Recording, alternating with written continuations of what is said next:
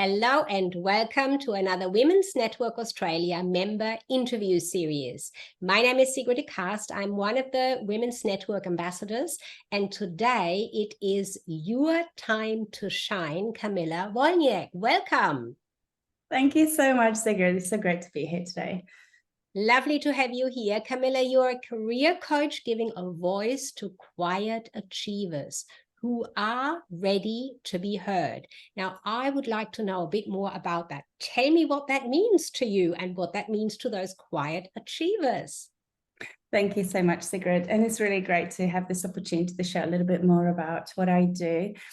So quiet achievers, it came from my own journey as a quiet achiever, someone who is ambitious and does, I've achieved some great things in my career, and I was always a hard worker, always showing up, always doing the extra work, always putting my hands up for everything, but I didn't actually speak up for myself. So that's what this is about.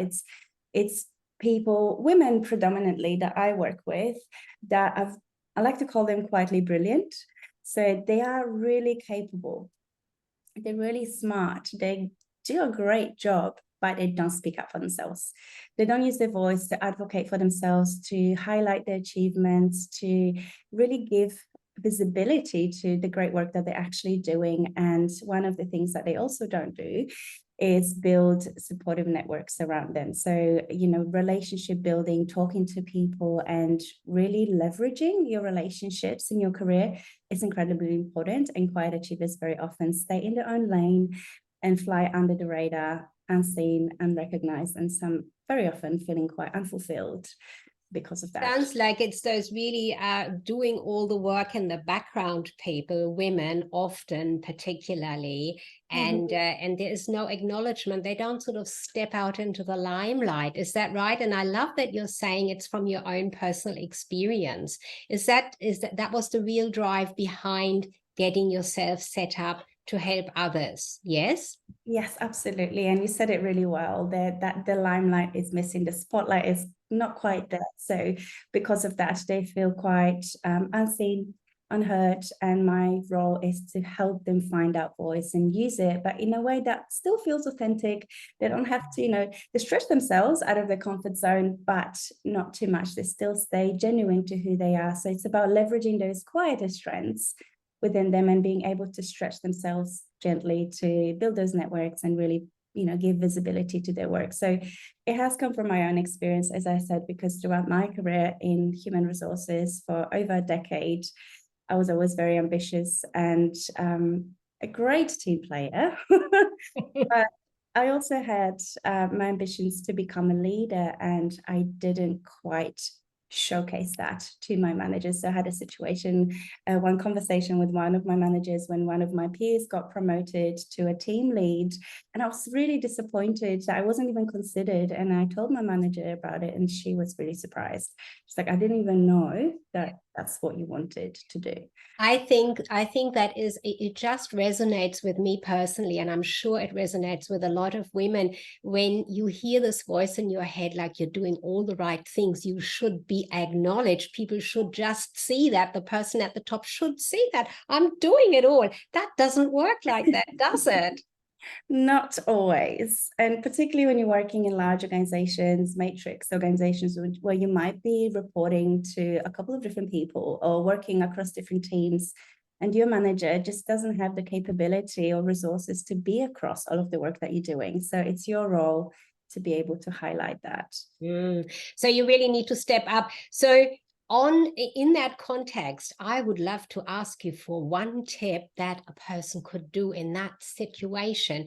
What's the one thing to step out or step up and be seen, like something that is resonating with authenticity of the person, of not wanting to be a, pushy person, but wants to step up? Have you got a tip for us? Oh, put me on the spot here. On the spot now. I would say it always starts with self-awareness. It starts with knowing yourself, knowing what you want and knowing what you offer, so that you can then start going out there and communicate it to people in a way that feels authentic and real to you. But before you get that awareness, before you understand yourself better and actually acknowledge the strengths that you have, because very often, and part of the work that I do is helping my clients actually really acknowledge and appreciate what they have to offer. Because very often we overemphasize those people skills, for example, you know, extroversion, people that are the loudest in the room tend to get the most acknowledgement. So it's about recognizing those softer skills, those maybe behind the scenes skills, this, you know, strategic thinking, analytical thinking, and really giving yourself the credit, and then finding a way to really amplify that and start communicating it to the right people at the right time. So to perhaps, you know, have that input a bit more than what you would normally, because feeling sure that it is something you're really good at and inputting at the time when it's appropriate is what I'm hearing. Yes? Absolutely. Because underneath all of the holding back and not speaking up very often is self-doubt and not seeing the value in what you have to offer. So you've got to recognize it first before you confidently communicate it to others. So that's the first step, I would say. And you mentioned something earlier that's a very valid and important point. And you mentioned something earlier that it is also about building the sort of network or supportive group of people, network around you. Now, you're a member of the Women's Network Australia. Is that something for you, that network that you were looking for? And how is that working for you? 100% it is. And that's one thing that I absolutely have leveraged in my business, is the connections that I've made throughout my journey with other business owners, women in particular, again, whom I can learn from, and, you know, maybe shortcut a little bit and learn from their mistakes. So that building those connections and being part of organizations such as Women Network Australia has been incredibly beneficial for me. It has not only given me the support and the validation and, you know, a listening ear when we do join those conversations as part of the member meetups and events that the company throws, but also opportunities that came from it, such as this one, you know, being recognized for the Women of Impact Award and being able to have this conversation with you today, or being able to interview Cheryl in a couple of weeks for one of my series that I do as well, Meet My Network series. So having those opportunities to connect and to share and inspire has been incredibly beneficial for me, and I couldn't be more grateful, to be honest, to be part of this that network. give and take, isn't it, that we do as women? And I think that learning from the various different people's backgrounds, stages in life, stages in business that we are all at, that it is giving each of us that rich, you know, important moving forward and feeling good about ourselves and what we do. I think that's a great thing to acknowledge when you are part of a network like the Women's Network Australia, and they're doing a great job, in my opinion, as well. I agree with you. And yes, of course, you are a finalist in the Impact Awards. Now, how did that come about for you? Did you enter yourself? Were you entered? Tell us a little bit about that journey. It was actually my husband that did it, because I wouldn't stop talking about it. And I said, this is such a great opportunity, but I don't feel comfortable putting myself forward because it just didn't feel quite right. And I kept talking about it. And my husband said, I'm going to do it for you, because I think you deserve the spotlight. I think you deserve the recognition and to be, you know, acknowledged for what you're doing, or at least, you know, put your hat in the ring. So he did that for me, and to have made it to the finals has been incredible recognition for me. Such an honor to be part of 10 women across Australia, to be recognized in that space is absolutely mind-blowing. I think it is fantastic that you have such a wonderfully supportive husband, that he realized and recognized that you should be in there. And of course, once you're in there, you know, that it flows for you to move forward, to be part of these wonderful women who are making an impact. If I was to ask you, and again, this is just off the top of my head here, what do you feel you are making the biggest impact in your work? What do you see as the biggest impact? Would you share that with us? Yeah. I think one of my mission really is to create a community and to create a movement. of women that have the voice, that truly utilize their voice, stand up for themselves, and, you know, break through their preconceptions and biases and everything else that's standing in their way. So I think the way I see it, the impact I'm making is through that, through the community I'm building, through the events that I'm running consistently, like women's circles, when we get together and talk about some of these challenges that women do face in their careers, for example, the biases and, you know, the fear of promoting themselves, for example. So running free workshops and being able to bring groups of women together and to see them interact and learn from one another and share ideas, share their experiences. It's so validating, but also incredibly fulfilling. So I feel that ripple effect that this has, you know, having those conversations and then them having the conversations with their friends and sort of supporting that message is really where I feel the impact is. Having said that, I am working actively on, you know, amplifying my reach to larger audiences as well, and doing more group work as well. So I do a lot of workshops, I do a lot of events and women's circles, but as far as my coaching goes at the moment is one-on-one. So I definitely want to amplify that impact, and I'm currently working actively to develop some partnerships with schools to be able to impact girls in the early years as well, because I feel like that's, you know, those formative years when you're really forming your perceptions about the world and about yourself and your capabilities and what is possible for you in your career, for example. That's the critical time, and I really wish someone came and talked to me about those things then. So sorry, I think that's a great point you're making there. The younger stages to get started at, when we don't really know. I mean, there are some people out there, some women that really know this is what I'm going to do, and they go for it. And I admire them. That's not something I did. You know, I was like, oh, what am I going to do? So having someone like you come into a school and do a presentation or a workshop, I think that's absolutely valuable, because in the area of career, Kamila, and correct me there if I'm wrong, but we have the opportunity these days to start with something and then we can turn into a completely different direction. And that's perfectly okay, isn't it? Absolutely, 100%. And that's one lesson I'm taking away from many conversations that I've been having with very successful women in the past, you know, year or 2 years, is that journey is rarely linear. And it's really about not having this narrow perception of what your career path should look like, or most importantly, make sure that you're true to yourself and not what other people are expecting of you, but then also be open to, you know, trying different things and saying yes to things that may not 100% align with what you're doing currently or what you want to be doing, but might give you an opportunity to really stretch yourself and learn something new. And you never know where those opportunities may lead. So saying yes to things, having a little bit of courage, I think is really important. But having spoken to many women that have, you know, landed really successful roles, that journey has never been predefined. It's kind of just taking opportunities as they come and just being brave enough to believe in yourself.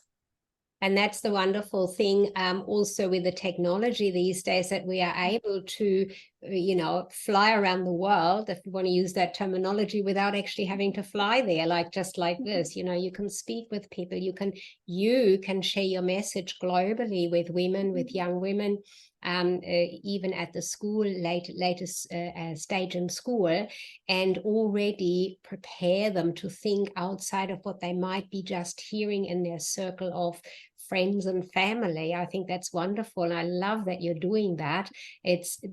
That is an impact making element that I see as very valuable. So I want to thank you for that, because I think it's really important.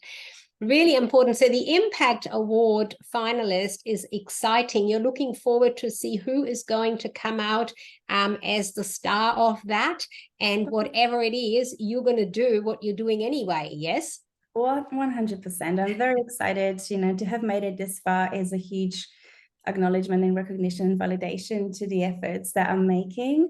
So whether or not I am the winner, it's not as important at this stage. I'm celebrating every single one of those women that is making an impact, and I'm very happy that we're all doing that in different ways. So I'm just excited to go to the event and celebrate with everyone. And I've got my my buddy coming with me. So we're going to have a great night and celebrate everyone that's involved. That's great. That's a really great attitude, a wonderful outlook. And of course, it helps everybody, especially the quiet achievers can stand out in the limelight without having to feel that they are pushing themselves in the forefront with your help in the coaching that you do, from what I understand. That is wonderful. And you're looking forward to seeing whoever comes out at the awards on the night there.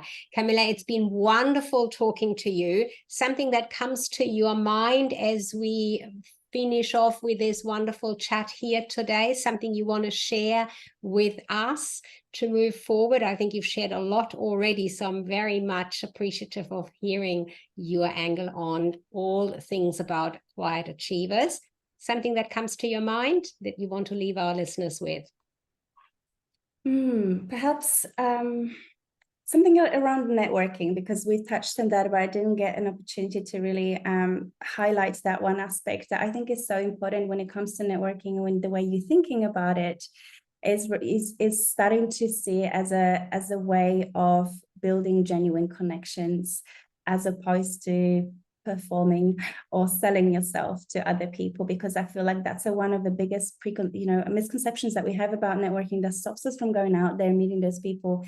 But seeing them as real people, just like you and I, that have been through lots of different experiences, hardships, challenges, and just seeing it as an opportunity to actually learn a little bit about them and going to those events with curiosity, as opposed to focusing on yourself and how you're going to do and perform and who you're going to meet, is such a huge shift and really helps build those connections. And I have developed a guide as well for networking for introverts specifically. So it's really tailored to those that hate networking, or, the palms sweat when I think about going to a networking event. And I have actually shared a story very recently about I used to hide in a toilet at networking events because I was so uncomfortable and I didn't know who to talk to or what to say. So I really understand those fears. So I've created something that might help with some icebreakers and mindset tips that might help those. So I would love to share that if there's an opportunity to do that.